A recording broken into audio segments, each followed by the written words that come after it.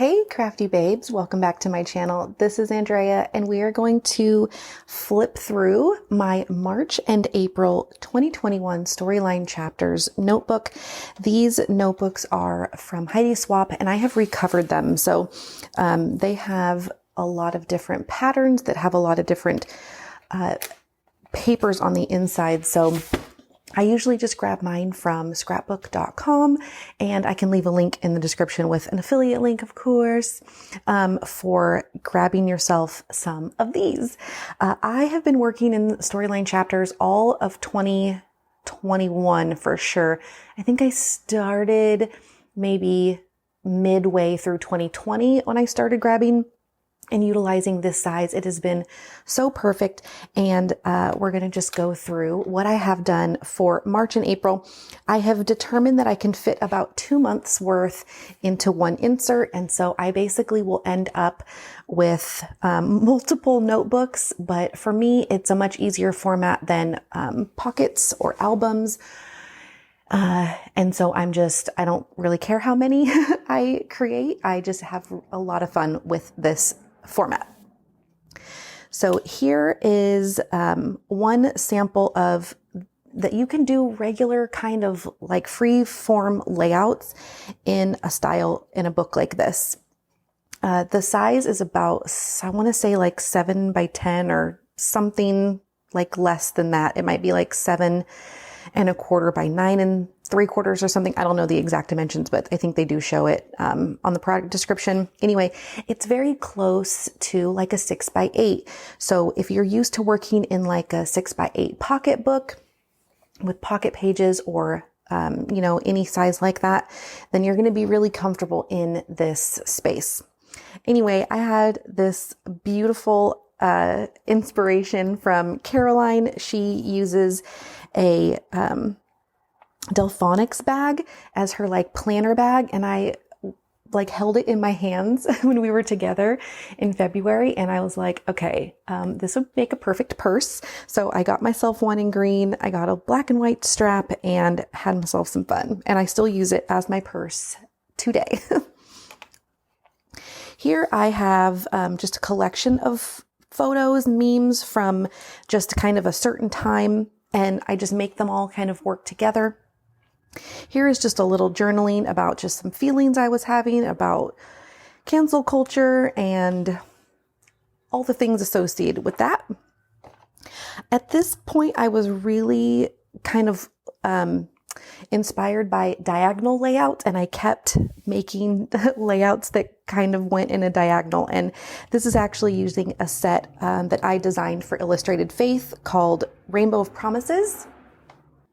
And so I cut hexy shapes out of the pattern papers from that collection and then filled it in a little bit with different embellishments. So that was really fun.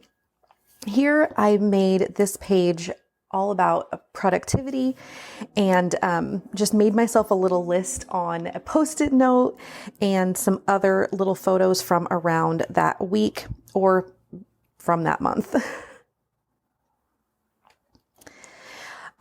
The main types of layouts that I make in this notebook are similar to what you would find in a 6 by 8 album. So I usually do, a 4-up 3 by 4 card situation. And with the freedom of not being inside of a pocket, I can let things hang over the edges of the cards. I can make these really fun embellishment clusters in one of the sections, but it's almost like I still work within that, 3 by 4 grid with the 6 by 8, spread. But it still feels so free to have the extra space. And that's what I love most. So you're going to see a lot of layouts like this. This is all using mostly Felicity Jane cards and embellishments, some Kelly Bang stuff, some color cast designs. And I just had so much fun with these soft colors. They were perfect for the springtime. So much fun. The other thing I'm doing consistently inside of these notebooks are my 10 on 10 monthly documenting project. So if you're not familiar yet with 10 on 10, back in the day, back in 2013, 2014, there was a 12 on 12 type of photo challenge. So you would take on the 12th day of every month, you would take 12 photos. It was supposed to be like 1 an hour or something like that. And recently I had done a 12 on 12 and was just like, this is really fun. Like I just enjoyed the challenge. And then Shannon Domkowski, she adapted it to be a 10 on 10, which I totally followed in her footsteps and completely joined the bandwagon. And we've been doing 10 on 10 scrapbooking. So there's a hashtag 10 on 10 scrapbooking. But I love being able to just kind of document a random day. And the 10th will always fall on a different day. And you just never know. But for me, it's so much easier than doing like a day in the life, because I know that I'm only going to be capturing 10 things. I mean, I capture a lot more, but I can really whittle it down to 10 things that make up that day. And I like to choose a theme for the day. So in March, I chose hands. So everything that I took a picture of was what I do with my hands all day long. And then I print them on my smaller format, which it's about 2.5 by 1 and something. So these are, about 2.5 by 2. So that's 2 by 2.5 is a pretty good, it's a pretty good size. And it's just a template that I make myself. And then I pop all my photos in there. And then I can print them out on one page. I actually made this size template for an older, larger 8.5 by 11 format that I was working with at the end of last year. And I just really liked the size and they fit perfectly inside of this format. So I kept using that size.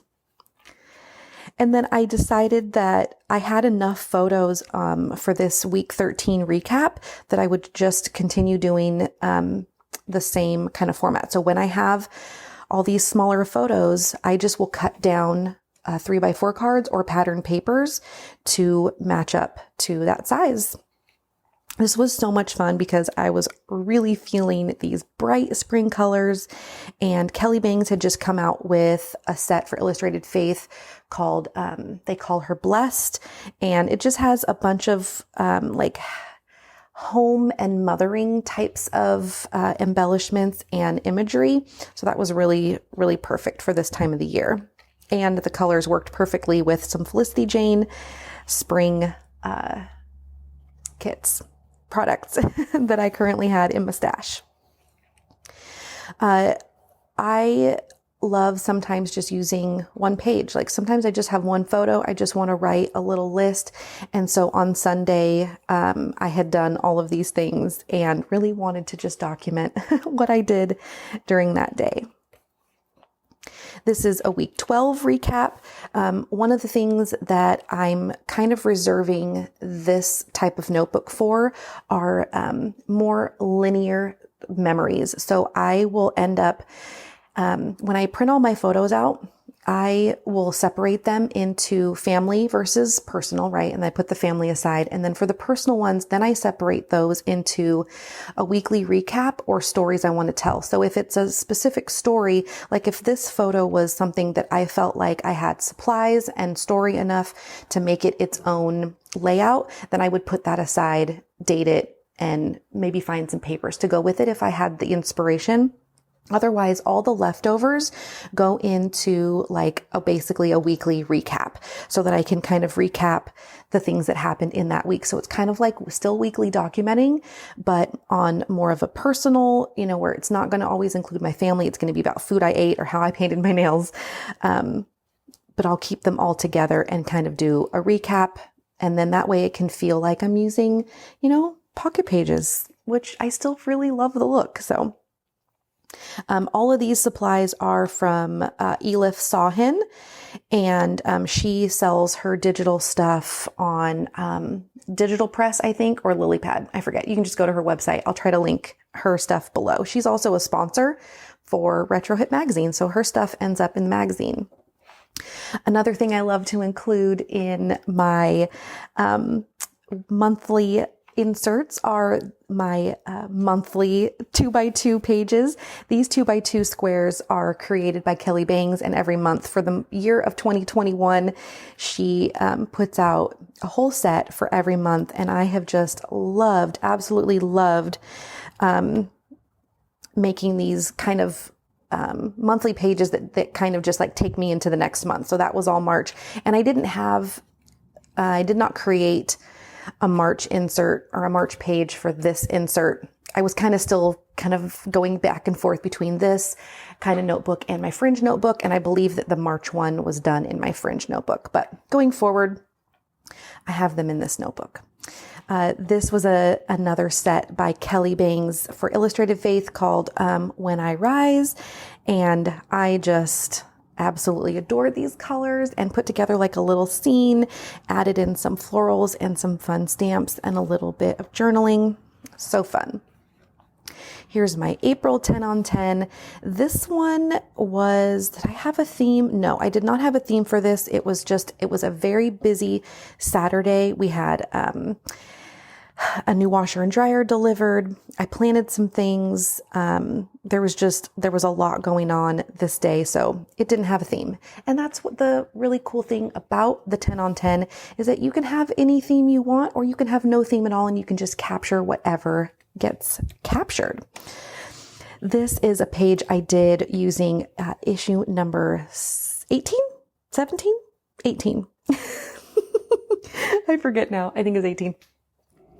The theme was Grow Wild. And so I used all of the fun products and talked about how just incredibly wild it is that we had our 3-year anniversary of the magazine, and that's just crazy to me. So I actually printed the cover imagery onto a piece of transparent paper and then cut it out and made like this situation. So as you can see, it's transparency, and it's just inkjet printable transparency paper.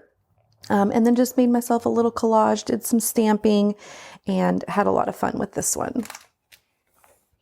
I used the summer issue. I used issue number 19 stuff for this layout, all about layers. So one of the things we started doing in the magazine recently is a choose your own crafty challenge with prompts. So, talking about the 10 on 10 prompts,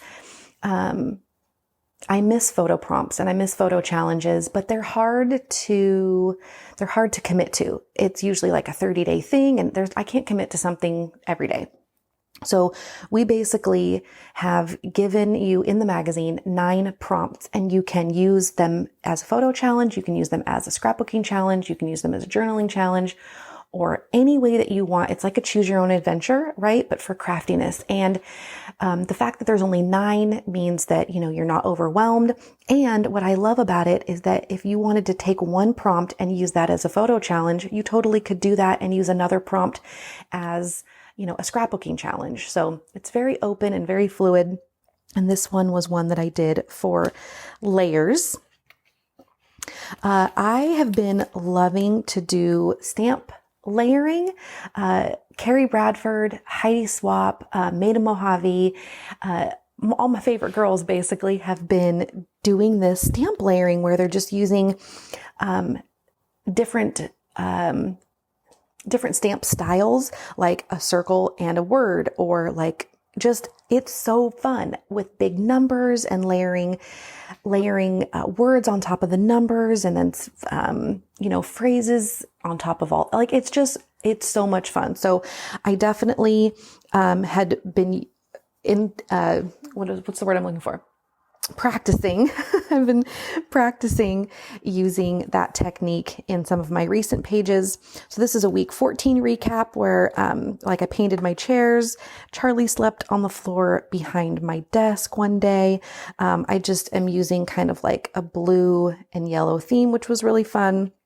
And then here is my week 15 recap. And here I'm using kind of more like where I've grouped some things together, and then using like little scribble borders. I can kind of like keep them together so I can do a little bit of journaling or stamping just for that particular set of photos. This is week 16. All of my photos happen to be this one small size, so I ended up just doing a full grid there, and the same sort of situation here, but I had some extra space, so I utilized the side here for a big title. And really what I'm trying to do is use my capsule stash. I made like a little capsule kit for spring and summer so that I can just kind of pull things that I want to use instead of having to dig through my whole entire stash. I did a spring faves recap here where I just, layered some photos and then did some very simple stamping. And basically it's just a bunch of stuff that didn't make it into the weekly recap, or was a duplicate of one of the weekly recaps, or just wasn't kind of, once I got to these photos that may have been separated out to have a whole story told about them, maybe I wasn't as inspired once I got to the photo. So the leftovers kind of ended up in here.